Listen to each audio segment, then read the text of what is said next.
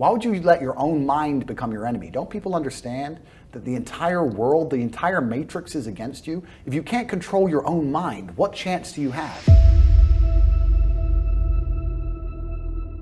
Because they believe in depression. I think that when you believe in things, you give them power. It's amazing how you can self-hypnotize. I'm not saying feeling depressed is not real.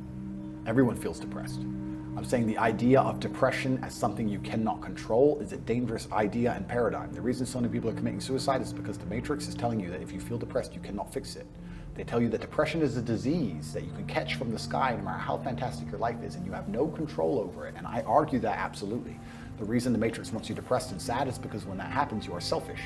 If you're depressed and sad, you only care about yourself. You don't care about your community or your family. You don't care about the world. You do not stand up for anything. You will accept being fucked in the ass like True Geordie. You'll accept any amount of garbage they want to give you, any matrix slave mind programming, because you are too busy being sad to resist.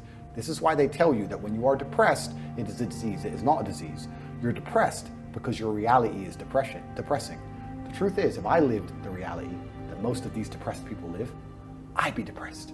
Your reality is depressing. You wake up, your wife doesn't love you, your kids don't respect you, there's no milk in the fridge, and you're almost dead.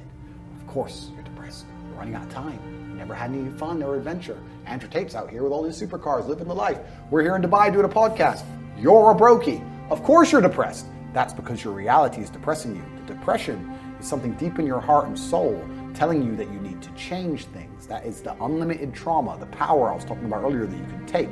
Take all of that depression and convert it into unlimited energy to fix your life. Energy cannot be destroyed, it can only be converted. Take the depression and turn it into motivation. And all of a sudden, you'll see how fantastic your life is. A guy emailed me saying he was depressed, he was going to kill himself. And I said, listen, before you do that, get a six-pack. He said, what are you talking about? You're fat, get a six-pack, you still feel like killing yourself, good luck. By the time he sent me pictures of a six-pack, it was long emails thanking me how I saved his life. His reality was depressing. Of course you feel depressed if your reality is depressing. If your reality is fantastic, you don't feel depressed. I guarantee there's a whole bunch of people you can give $1 million to and the depression will disappear. The argument against that is why the famous people kill themselves, which I'm about to answer in a second. And the answer to that is actually going into the broader point. That the way the Matrix teaches about depression, they're trying to teach you to be helpless.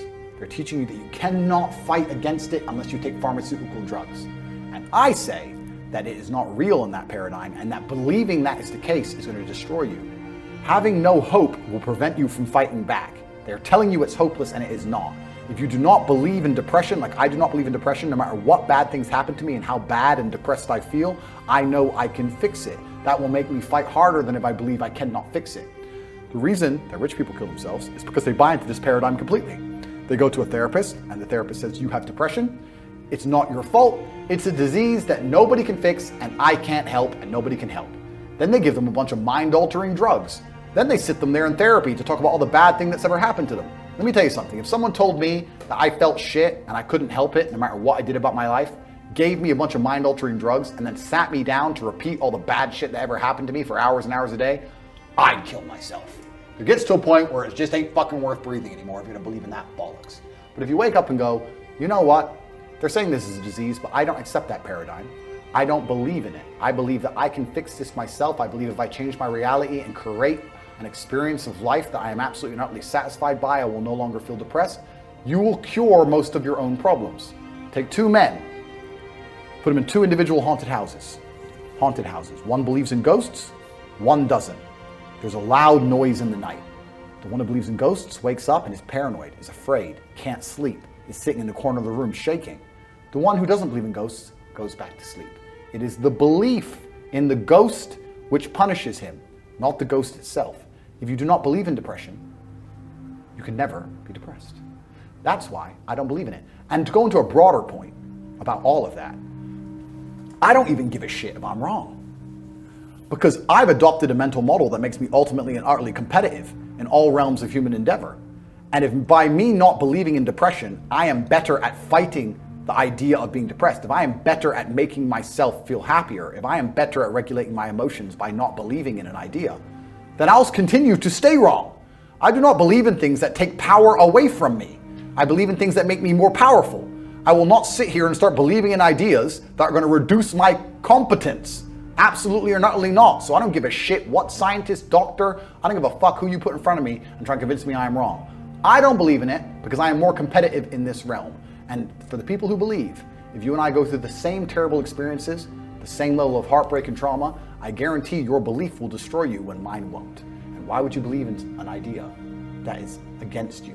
Why would you let your own mind become your enemy? Don't people understand that the entire world, the entire matrix is against you? If you can't control your own mind, what chance do you have? Every single ounce of my body is on my side.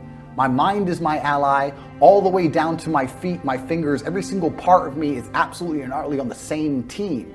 We are a united front against the enemies of freedom. How can I have my own mind betray me and tell me that I can't do something?